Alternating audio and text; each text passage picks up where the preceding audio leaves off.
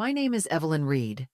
I'm 69 years old, a retired high school English teacher, and until last week, I thought I understood everything about loyalty, grief, and the people closest to me. But standing beside my husband's closed casket, listening to our son give a speech about legacy and love, I realized I didn't know a damn thing. It was supposed to be a quiet moment. I was clutching the edge of the pew, trying not to collapse under the weight of Walter's death. My husband, my partner for over 4 decades, is gone in a tragic construction accident, or so they said. My hands trembled as I checked my phone, just to distract myself for a second. Then I saw it. A text from his number. "Evie, it's me. I'm alive. Our son's lying. Don't trust him." My lungs stopped working. I blinked hard, thinking maybe grief had finally unhinged me. I clutched my purse tighter, knuckles white, while people in dark suits murmured condolences and soft hymns floated through the church. I wanted to scream, to run, to confront Greg right there in front of the altar. But I couldn't breathe, let alone move. I stared at the screen, heart pounding in my ears. It was Walter's number. The same one I'd been calling every night. Just to hear his voicemail. I felt the floor shift beneath me. Either I was losing my mind, or something far more dangerous was unfolding around me. My son was still standing at the pulpit, voice steady, eyes glistening just enough to look sincere. But suddenly, I saw it. The way he controlled every detail of this funeral. The insistence on a closed casket. The rushed death certificate. The perfectly timed eulogy. And the awful possibility that this wasn't just a loss. It was a lie. I slipped my phone back into my pocket and forced a nod to the woman beside me. I had to keep it together. Whatever this was, whatever my husband was trying to tell me, I couldn't afford to fall apart. Not now. Not when I might be the only person left willing to uncover the truth. Walter was never a flashy man. He spent most of his life working as a mining engineer, the kind who loved solving problems with pencil and paper long before computers came in.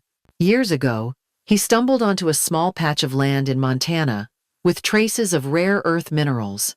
We never did anything with it. It just sat there in our name, quietly forgotten, while we raised Greg and tried to live simply. When the call came, they told me it had been an accident. Something about a scaffolding collapse at a construction site Greg was involved with. They said Walter was visiting to help with structural assessments, and that it all happened so fast that there was nothing anyone could do. The details were vague, but the grief was immediate. Greg handled everything. He flew out, managed the coroner's reports, coordinated with the funeral home, and even picked out the casket before I could ask a question. He told me Walter's body was badly damaged. I wouldn't want to see him that way. He said it with such conviction, like he was protecting me. But something about his tone felt too polished, like it had been rehearsed. The first time I asked for the hospital report, he told me it wasn't ready. The second time, he said it was being processed. By the third, he changed the subject altogether. I should have pushed harder, but I was drowning in my own disbelief. I let him take the lead, thinking maybe it was his way of grieving. Greg had always been driven. He built a career in real estate development, the kind that showed up in glossy magazines and slick brochures. We were proud, though sometimes I felt like he was running too fast to notice what he left behind. In the days leading up to the funeral, he was calm, focused, always on the phone, managing every detail down to the flower arrangements. It was impressive, and also a little unsettling. He never cried, not once, not even when we sat together over the will, or when I asked if he wanted to say a few words at the service. He nodded and said he'd already prepared something. The efficiency made me feel like I was grieving alone. When I brought up Montana, he brushed it off like it was a dusty photo album we didn't need to open. I remember the moment I first felt it. That shift in my gut. It was when he gently took my phone from me to answer a call and locked the screen before handing it back. It was small, almost nothing, but the way he smiled afterward felt wrong. like a performance given one time too many. He insisted the casket stay closed, said the injuries were too severe. He convinced the funeral director, the priest, and even me for a while. He kept repeating that it was what Walter would have wanted. But I couldn't stop hearing my husband's voice in my head, saying he hated closed caskets, that people deserved goodbyes with their eyes open. By the night before the service, I wasn't sure who I was mourning, my husband or the version of truth Greg was presenting to me. My instinct, that quiet voice I'd learned to trust after decades of teaching teenagers how to read between the lines, began whispering louder. Something wasn't right, but the grief, the heartbreak, kept trying to muffle the sound. And then came the text, and everything I'd been trying not to believe suddenly became impossible to ignore. I slipped away from the funeral as quietly as I could. My legs moved on their own, trembling beneath my black skirt as I walked toward the parking lot, heart hammering with every step. I didn't tell Greg. I didn't say goodbye to anyone. I just drove. The place Walter mentioned in his text wasn't far, but it felt like I crossed decades getting there. It was an old gas station off Route 18, shut down years ago, the paint peeling and windows boarded up. We used to stop there on road trips when we were young, before cell phones and GPS, when adventure meant folding maps and chasing sunsets with no destination. The lot was empty except for my car and a single pickup truck tucked behind the building. I stepped out, hands shaking. The wind picked up, cold and sharp, and I heard footsteps on gravel behind me. I turned. My breath caught. Walter was standing there. His hair was longer, his beard uneven, but it was him. His eyes met mine, and I saw everything: fear, sorrow, guilt. And then I was in his arms, sobbing into the chest I thought I'd never touch again. He held me like the world had stopped, his arms wrapped tight as if afraid I might vanish too. I pulled back, cupping his face, needing to feel his skin, needing to know I wasn't dreaming. He whispered my name. That's when the tears started again, harder this time. Not just grief, but disbelief, relief, and something else. Rage.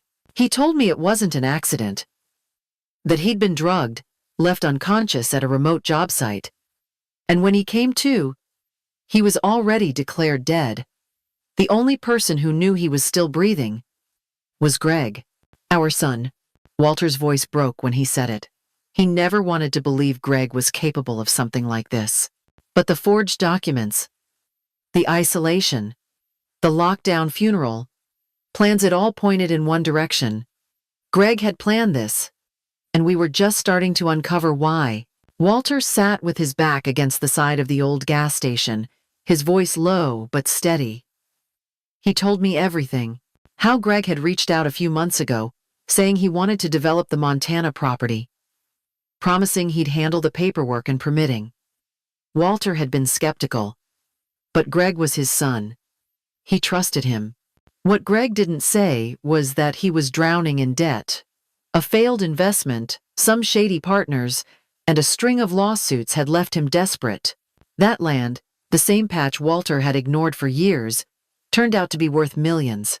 Rare earth minerals are buried deep under untouched hills, enough to fix every mess Greg had made, if only he could get full ownership.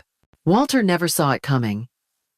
Greg invited him to a remote job site under the guise of inspecting some land. That's where it happened. A drink, a strange taste, then darkness. Walter woke up hours later in a storage shed. His phone gone, his ID missing. The world believed he was dead. Back home, Greg was already moving. He told me the body was unrecognizable, insisted on a closed casket, and rushed me through a stack of documents. I remembered now: power of attorney updates, estate transfers, and a few legal papers I didn't fully read. He said it was all to protect the family's future, and I believed him. Walter barely escaped. He broke through a boarded window, flagged down a trucker, and made his way back to town without being seen. But he didn't come to me right away. He didn't know who he could trust. Not when the person behind it all was our own son. I sat beside him, stunned. My heart ached like it had cracked clean down the center. I wanted to scream, to cry, to undo every time I'd defended Greg, every time I'd said he was just stressed, just busy. But the truth was louder now. Our son had tried to erase his own father, and I had helped him do it. The morning after I saw Walter, I drove into the city and parked in front of a glass building I hadn't entered in decades. Inside, behind a polished oak desk, sat Marcus Levine. He had once been the high school senior who barely scraped through my AP English class. Now, he was a well-known attorney with a specialty in asset fraud and elder exploitation. And he still called me Mrs. Reed. I told him everything, from the text message to Walter's reappearance to the forged papers I had signed. He listened without interrupting, taking notes with the same intense focus he used to reserve for exam day. When I finally stopped talking, he nodded once and said we could trap them. Legally, cleanly, permanently. We drafted documents that looked exactly like what Greg wanted. They transferred the mineral rights into a trust under his control. But hidden in the fine print were clauses that triggered automatic federal review, self-incrimination language, and reporting obligations that would force Greg and anyone he was working with to admit fraud, conspiracy, and property theft. It was elegant and brutal. Marcus called it the kind of trap Shakespeare would have appreciated. My role was to act defeated. I called Greg that evening, my voice shaky, and told him I was too tired to fight. I said I wanted peace, that I couldn't manage the property alone, and I was ready to let him handle it. He sounded surprised at first, then pleased. He offered to stop by the next day with some paperwork to finalize everything. I spent the rest of the night rehearsing. Every word, every gesture. I had to look fragile, like a grieving widow too overwhelmed to question what was happening. I hid my real thoughts behind a knitted shawl and watery eyes. But underneath it all, I was sharper than I'd felt in years. I wasn't just trying to protect Walter anymore. I wanted Greg to feel what it was like to be outmaneuvered by someone he thought he had broken. Marcus arranged for everything to be signed in a neutral location. We chose a quiet diner where the sheriff just happened to eat lunch every Tuesday. I left the briefcase in the car, checked my lipstick, and looked in the mirror.